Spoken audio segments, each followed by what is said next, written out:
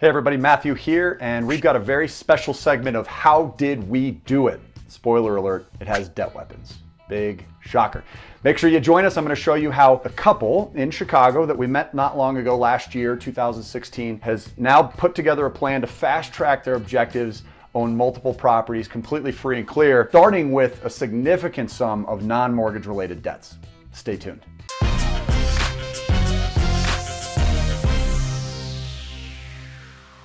All right, everybody. So we're going to do something very, very special today. We're starting a new series called How Did We Do It? So I've got us recording here on my screen. I want to walk you through a case study. We're going to go through the math and the cash flow cruncher and all the steps that we've discussed so far. So I really want you to kind of plug in, pay attention to this class, do your best to stay focused, take some notes, and most importantly, make sure you get your free coaching session following this training so that we can supercharge and fast track your plan too. So we're going to call this couple M and J, their initials, just for anonymity purposes.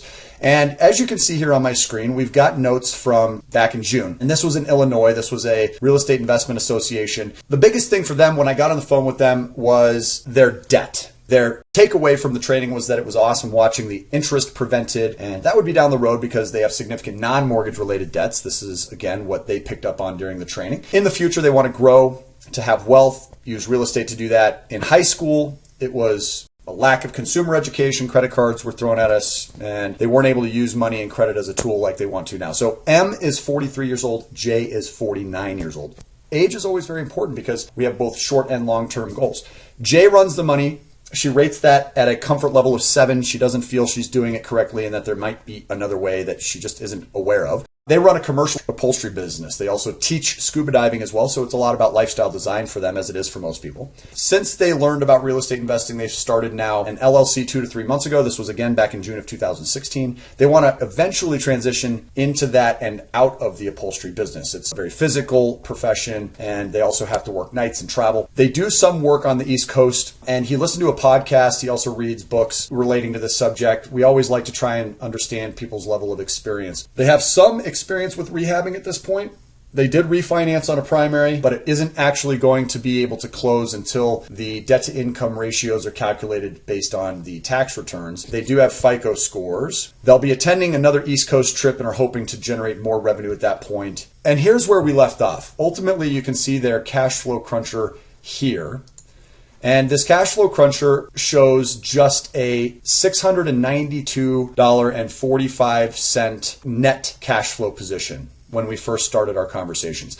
This number is just above the minimum necessary in order for us to really be able to help somebody implement what we teach. We do require a minimum of 500. However, there are many unforeseeable circumstances as we go through personal details that might suggest it's better for us to wait. And that's what happened in this case. And part of the reason for that was they were traveling to the East Coast in hopes of generating more revenue. So for us to dive into a specific plan, knowing that their steps would likely change once that potential income increase took place, it only made sense for us to delay the details behind how to generate wealth by leveraging debt the right way. And the conversation we had today was much more exciting. We went through the hypothetical of their cash flow position being just 692, but you can see from our conversation today, their updated cash flow cruncher from March of 2017, that their new cash flow position had actually increased to almost $4,000 every single month.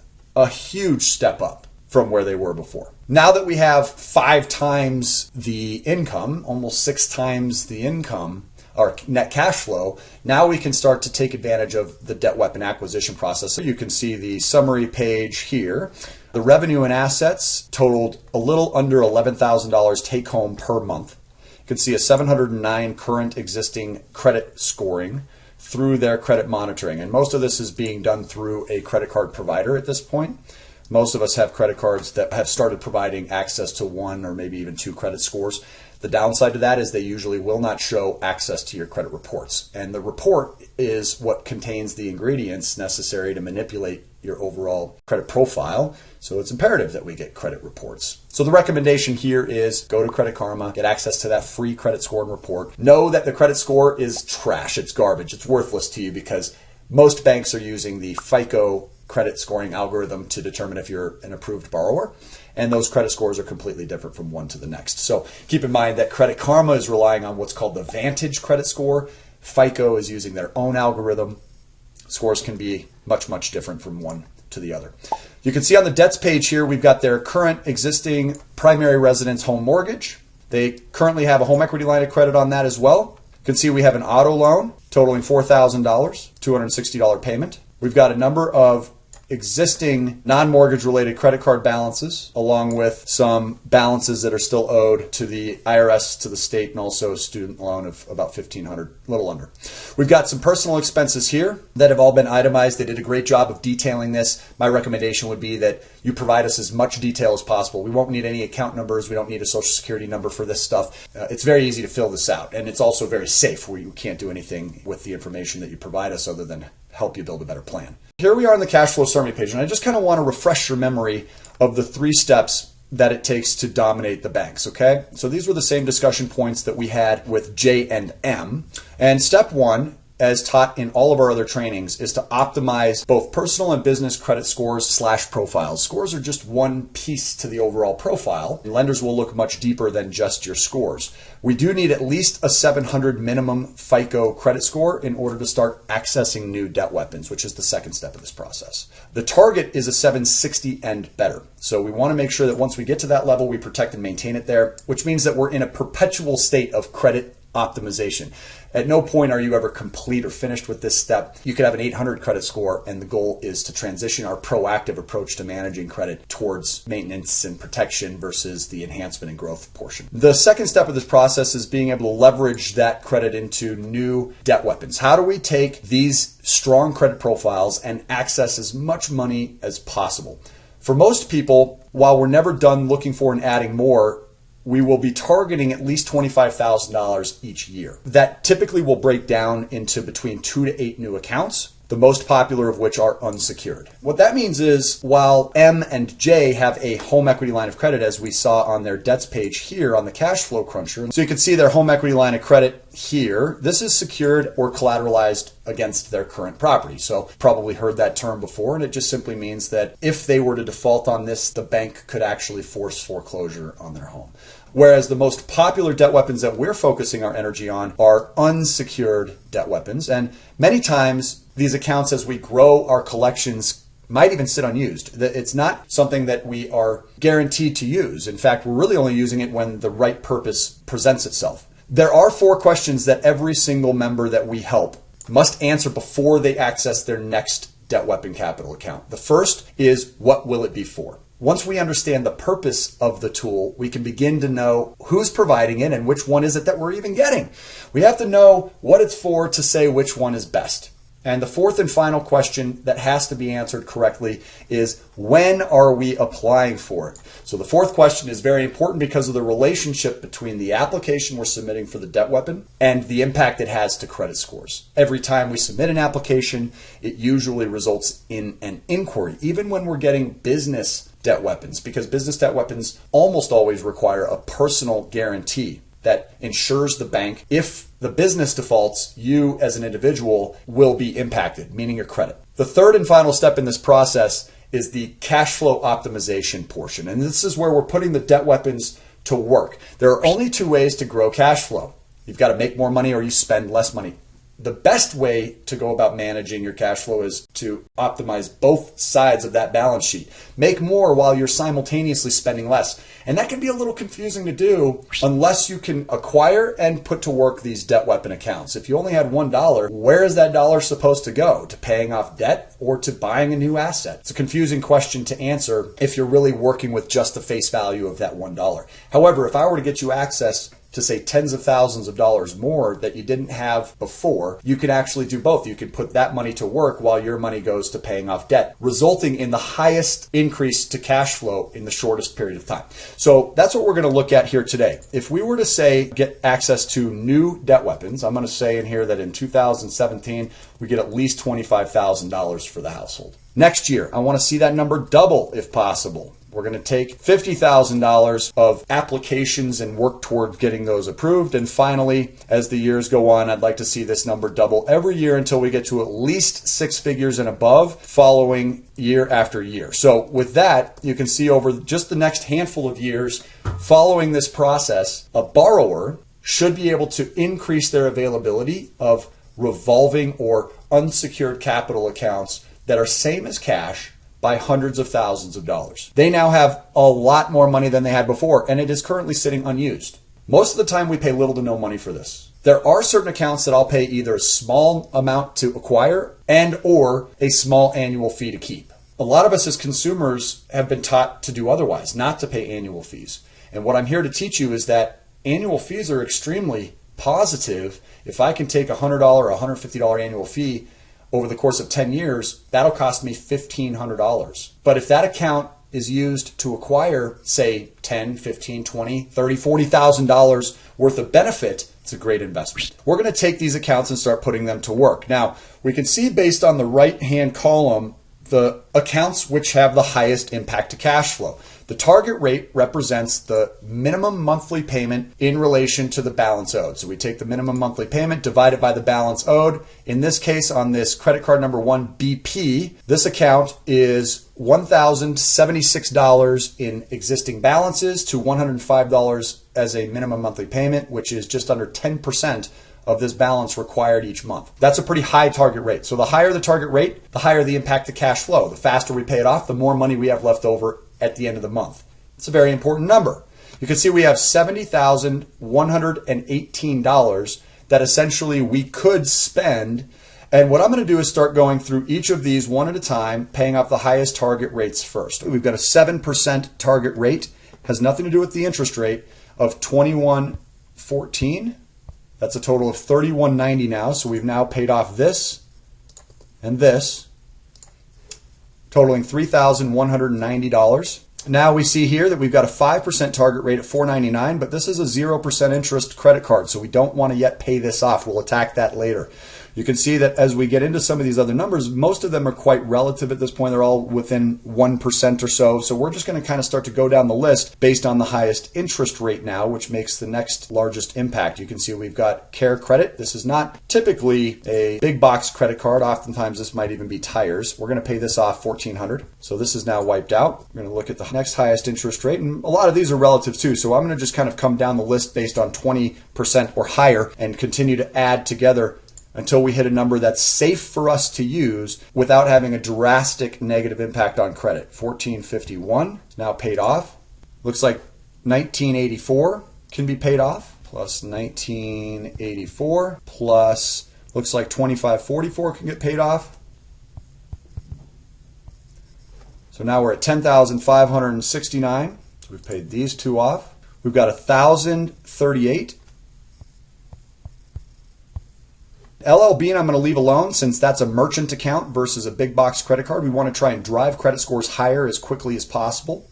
So I'm going to then take the next on the list here, which is the Capital One account. This Amex has been paid off, so we're going to add the $1,912 to this total balance.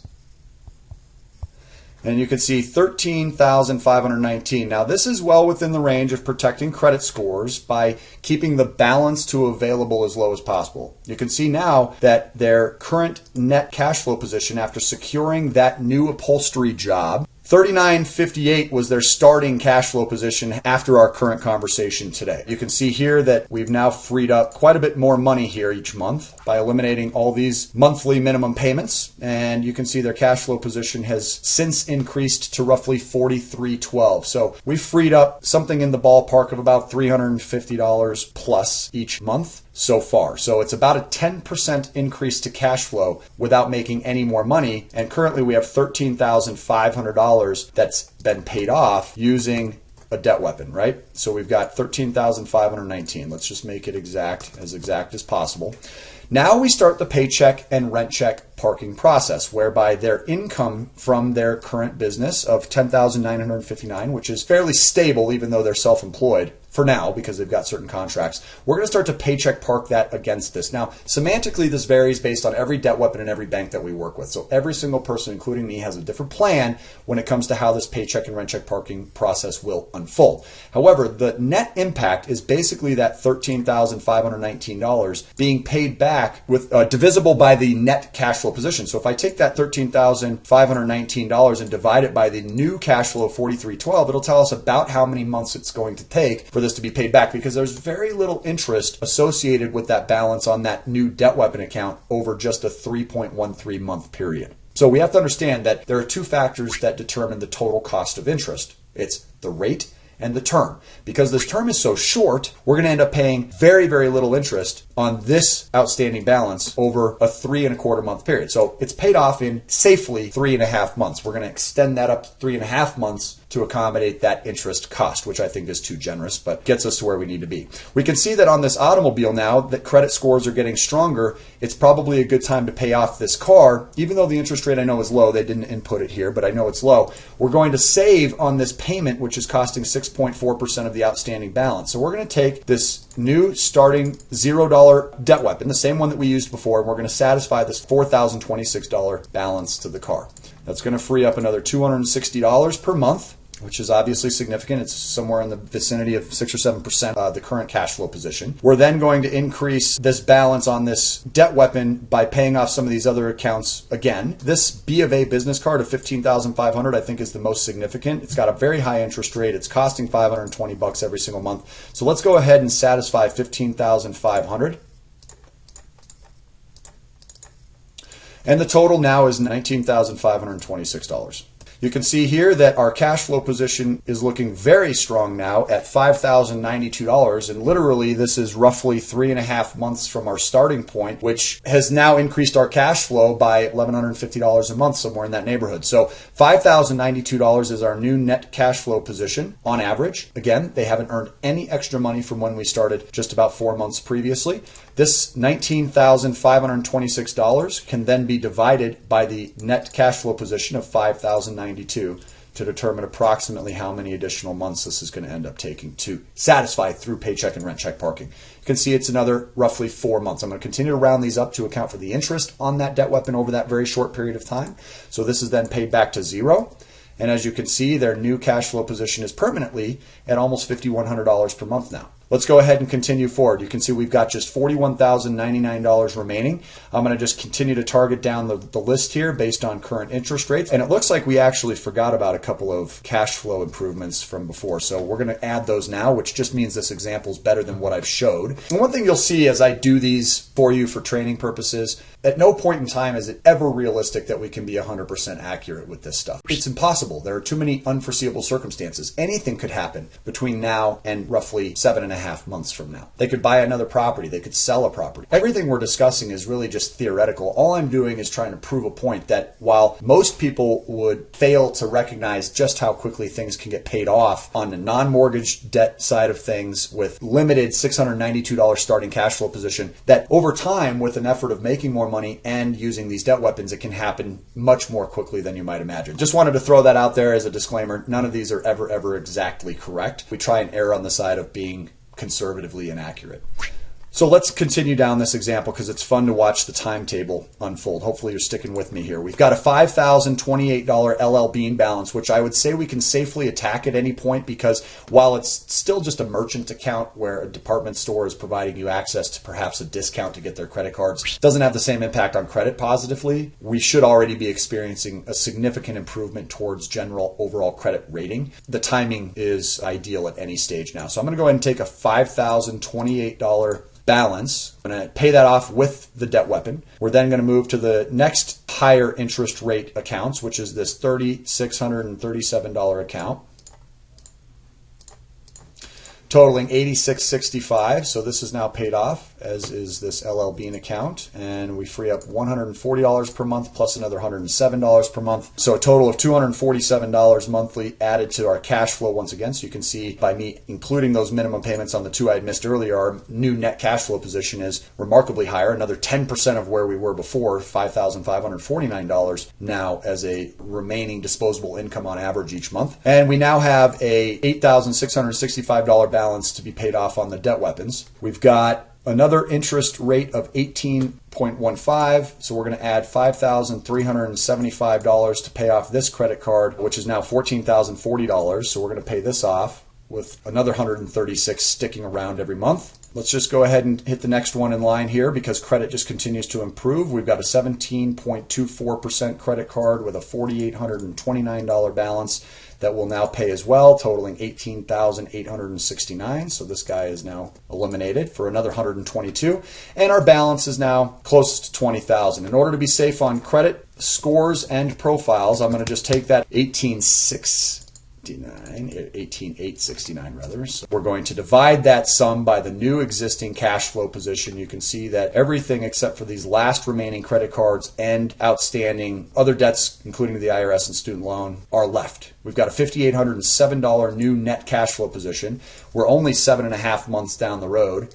$5,807 is the new net cash flow. So through paycheck and red check parking, we're going to end up paying that sum back in just 3.2 months. Let's round it up to another 3.5 to account for the interest costs over that short period of time. In total, we're at 11 months before this new balance has been satisfied. Now, through paycheck and rent check parking, you may be wondering, what about the minimum payment on this account? And the reality is that we're already covering that. Okay, every month as we paycheck and rent check park our income against that balance, it will take care of the minimum monthly payment. All right, so what do we have left? $22,230 here. We've got $13,680 here. These affect our credit scores significantly more so than these. So we're going to continue to fight against these balances. Considering now that 11 months down the road, we're certain this B of A visa is probably coming to an expiration on the promotional interest rate of 0%, that we can safely pay that off. We've got another $552 to gain from this, which is again another like 9% or better cash flow increase from where we are right now of $5,809. So let's just go ahead and satisfy these in full. And keep in mind, this entire 11-month process, we haven't even considered that these balances would have been slightly reduced by minimum payments having been made the whole time. So we're continuing to be very conservative. We're going to take $22,230 and pay that off. $22,230 and pay it off using the same debt weapon. You may recognize that we're using the same debt weapons over and over and over again. And as we add more, M and J can get out there and start investing more. So we've now paid this off, $22,230. How do you think their credit is starting to look now, guys? Look at this. They owe nothing on their non-mortgage debt side other than the IRS, state, and student loan. Their new cash flow position is $6,359. When we started, it was $3,900 and change. Already, they're approaching a $2,500 per month improvement to their current net cash flow, and we're just 11 months down the road. So we've got $22,230 that needs to be paid off. $22,230 on this debt weapon. We're going to divide that by the current cash flow position, which will be the approximate result based on the paycheck parking process. And as you can see, we've got 3.4 additional months. Let's go ahead and just round it to 4 more months to be really, really conservative here. I think it's far too generous, but we'll account for far too much interest costs on that debt weapon just to be safe. And now this is paid off 4 months later, and we're about 15 months in, and we only have left $13,680 and $17,439 on the HELOC. I'm going to come down and attack these here. Now, at any point in time, I may transfer this balance away from the home equity line of credit. And the reason for that is this home equity line of credit serves as considered an eligible form of down payment money if they were wanting to purchase additional assets. So if they want to go out and buy another property and put money down on it, which is realistic in their areas, you can see their total purchase prices in this area are not very expensive. So they could easily use this HELOC as a down payment, but we would maybe transfer that money away to one of these other debt weapons. At any point in time, we can do that. In the meantime, we're going to attack these other accounts, freeing up another $790 worth of cash flow. This is very important, okay? So during this period, however, we've been paying for 15 months. So let's just take into account 15 months at $500. Obviously, that's $7,500 that's been paid here to the IRS. You can see that that's a 10% interest rate. So let's just assume that out of that $7,500, only $6 went to principal. This balance come 15 months from now is only about $4,630. We also have a $200 minimum payment being made over that 15-month period of time. So that's $3,000. We know that this has been paid back even with a 10% interest rate. And we've got a $1,410 over the course of a 15-month period. We've got what, $900 plus another $4,500, so $1,350 at 6%. Let's just say that $1,000 in principal has been reduced.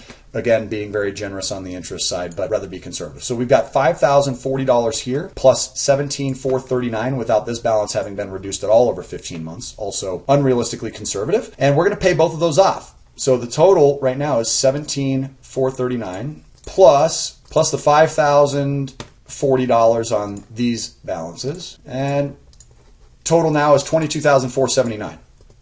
We free up $790 here plus $190 here. And we're now 100% non-mortgage related debt free. We're only 15 months in. We owe $22,479 on the debt weapon. And we now paycheck park against this amount using our new cash flow of $7,339. We can see that this is going to be paid back very, very quickly. At just 3.06 months, let's round it up to 3.5 months. We're at 18.5 months, folks. That's 1.5 years before they are completely non-mortgage related debt free. And all we have left is this mortgage. Let's go to their loan calculator page. You can see we've got $140,000 starting loan size. They're at 5%, $751 monthly payment. They're currently at a $100,224 balance. And let's go ahead and take a look at where we would be organically if they just followed the traditional amortization. You can see their scheduled payment of $751. I'm going to fast track to today's date, which is March of 2017 here. And that would leave a $129,000 balance. So they've paid extra, which they explained to me. I'm going to go ahead and apply this all in 1 month. Okay, so it's about $27,000. Let's take a look at where their balance would be in March. Okay, that puts us at 102. So I'm going to increase this to 29. You can see this puts them at $100,000, $100,224. So it's right on the mark here. $100,081, very close. You can see that this contribution has made an enormous impact for them over that first several year period of time from 2012 forward. You can see $52,000 was prevented. Now what we're going to do is take the cash flow position of $7,339 and calculate an MLS, a maximum lump sum, $7,339. In this case, we're going to use a placeholder of just 4 months. We obviously exceed the availability of the first debt weapon that was received of $25,000. So we're going to move into the debt weapons that they get in 2018 forward. And we're going to be taking $29,356, which we know based on their current cash flow through paycheck parking, that's going to be paid back very close to every 4 months, okay? So every 4 months, we're going to apply an additional $29,000. $29,356. However, I'm sorry, this was the $29,000 they had contributed. I'm getting confused here because the numbers are so close. So here we are in March, okay? And what I'm going to do is I'm going to fast forward this by 18 months. You can see here that this payment of March 1st was their 58th payment on this specific loan. If they go 18 months down the road, we're at payment number 76, at which point their non-mortgage related balances have been satisfied in full. However, they've only attacked an additional, say, $6,200 and some odd dollars over the course of that additional 18-month period in principal on this mortgage, which is sad. And the reason for that is they're still paying more interest than principal in this amortization schedule, even with a 5% rate. What we're going to do is start to apply these $29,356 lump sum payments starting 18 months down the road. And every 4 months, they get to apply another one. So from payment 76 to payment 80, they get to do another. But you can see that one contribution has leapfrogged them from this $359 in principal sum in payment 75 to payment 76, where they leapfrog down here to $484 by that 77th payment. So you can see it's a substantial jump in where they're paying as far as their amortization schedule is concerned, which means that they've now reversed the negative impact of this amortization schedule, and they get to do this over and over again. So we're going to jump down from payment 80 to 84, from 84 to 88, and it looks like we're already satisfied in full here, so I've gone way over. So this is the last payment here, leaving them a $989 balance. This jumps their total interest savings all the way to $89,000, which means this property just became almost $90,000 less expensive for them.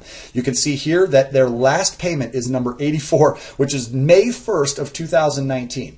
This is just over 2 years from today, when the first 18 months is being spent paying off their non-mortgage related balances, and they've just freed up an additional $750 every single month because they don't have to pay the principal and interest on their property anymore. And take a look at this. We've now bridged the gap between the net and gross cash flow. They're left with over $8,000 each and every month versus the $3,900 that they started with. So they've almost doubled their net cash flow position in just over 2 years, and they're completely debt free. Guys, I hope this is as exciting to you as it is to some. If you like what we're being able to teach here to the community, I would invite you to go ahead and subscribe to our channel. Make sure that you select the little bell, because without that bell, you won't be alerted every time we upload new videos. And make sure you share this stuff with your community. We do have a really cool, dynamic affiliate program. It doesn't cost any money to get involved. And you can start to share this information and even make money by teaching your community a better way of banking. So we look forward to catching you on our next videos. And how did we do it today, guys? With debt weapons. Thanks and take care.